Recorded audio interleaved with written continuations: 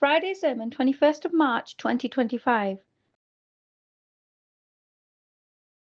True significance of the promised Messiah's al-Islam's day. His Holiness, may Allah be his helper, said that in 2 days it will be 23 March, a date which holds special significance in the Ahmadiyya Muslim community because on this date in 1889, Hazrat Mirza Ghulam Ahmad alayhi salam, the promised Messiah, took the first pledge of allegiance, thus initiating the Ahmadiyya Muslim community. His Holiness, may Allah be his helper, said that the advent of the promised Messiah alayhi salam was in accordance with the promises of God Almighty and the prophecies of the Holy Prophet sallallahu alaihi wasallam. At the time of his advent, the ship of Islam was in tumultuous waters. Even today, from a religious, political, and worldly sense, the Muslim world is in a pitiable state. Despite having wealth, they do not bear importance and dignity. The promised Messiah alayhi salam had great pain in his heart for the sake of Islam. There was no one at the time to defend Islam against the onslaughts, especially by the Christians. Many Muslims were abandoning their faith and leaving for Christianity. At that time,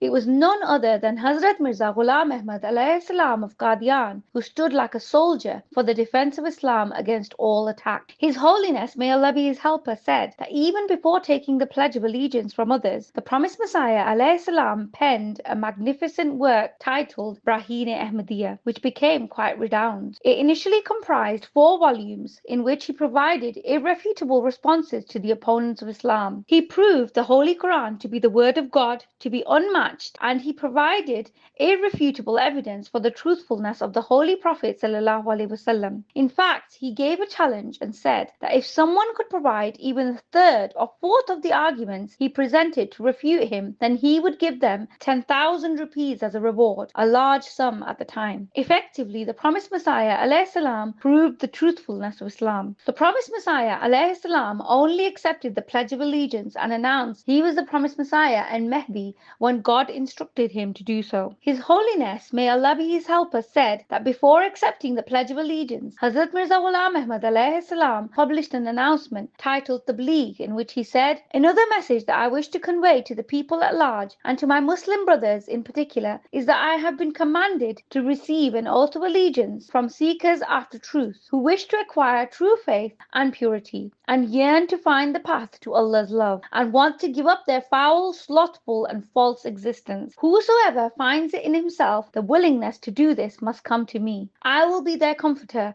and will do my best to ease their burden. God will bless them through my prayers and my attention, provided they are ready by heart and soul to abide by his conditions. This is a divine command which I have hereby conveyed." The actual words of the revelation in Arabic are translated as follows: "When thou hast determined a matter, then trust in Allah and build the ark under our eyes and according to our instructions. Those who enter into covenant with thee enter into a covenant with Allah. Allah's hand is above their hands." Celestial signs of his truthfulness. His Holiness, may Allah be his helper, said that thereafter God manifested many worldly and heavenly signs. One of those signs was of the solar and lunar eclipse, which the Holy Prophet sallallahu alaihi wasallam had identified as a sign for his Mahdi, the manifesting of a solar and lunar eclipse in the month of Ramadan. His Holiness, may Allah be his helper, noted that during this Ramadan as well, a lunar eclipse, which has already happened, and a solar eclipse will happen on the same days. However, this cannot be regarded as having the same veracity,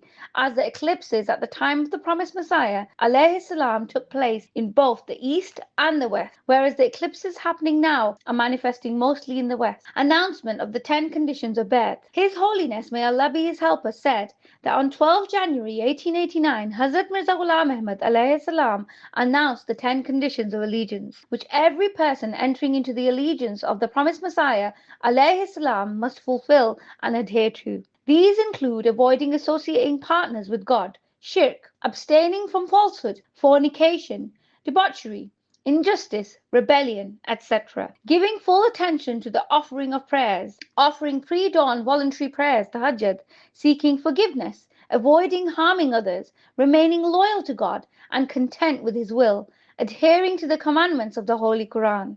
These conditions also call for humility, generosity, meekness, and kindness, while avoiding pride and haughtiness, giving precedence to faith over one's own wealth and life and serving the faith. Furthermore, it is a pledge to honor this vow to the promised Messiah ﷺ until one's last breath, and adhering to the teachings of the promised Messiah ﷺ, which are all in accordance with the law of Islam as taught by the Holy Prophet ﷺ. True love and devotion to the Holy Prophet ﷺ. His Holiness, may Allah be his helper, said that today the Ahmadiyya Muslim community pledges allegiance to the same conditions and strives to spread the true message of Islam, Ahmadiyyat, to the world while establishing and maintaining true love for the Holy Prophet ﷺ. His Holiness, may Allah be his helper, said that the promised Messiah ﷺ's love for the Holy Prophet ﷺ can be seen through his words. I always wonder how high was the status of this Arabian prophet, whose name was Muhammad, thousands of blessings and peace be upon him. One cannot reach the limit of his high status, and it is not given to man to estimate correctly his spiritual effectiveness. It is a pity that his rank has not been recognized as it should have been.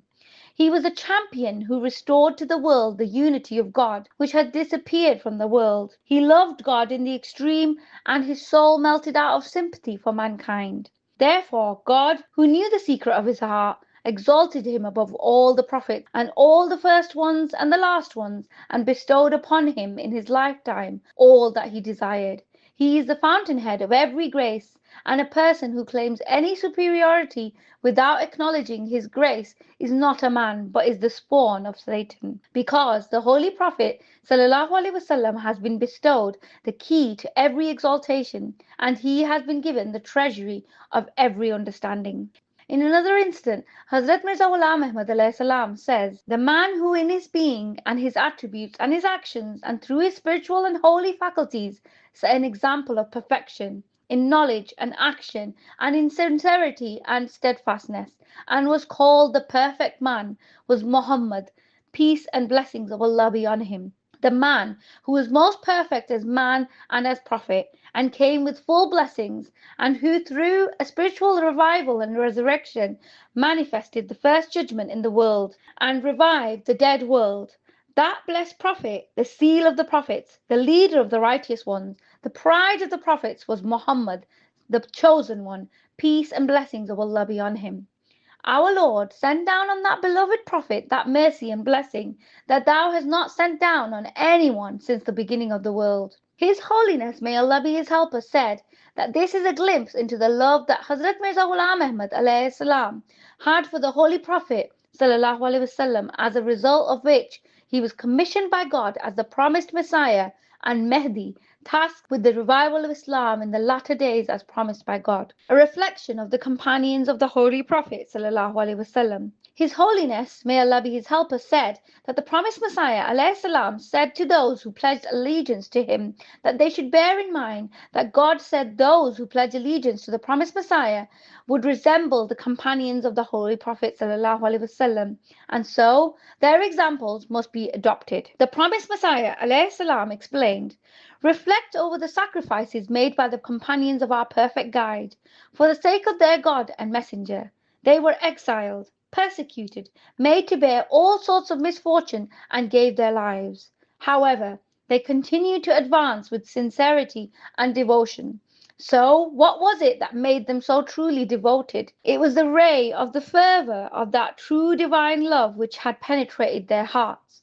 Therefore, no matter which prophet one compares him to, the Holy Prophet ﷺ cannot be matched, whether it be with respect of his teaching, his purification of souls, turning the hearts of his followers cold to the world, or valiantly sacrificing blood for the sake of truth.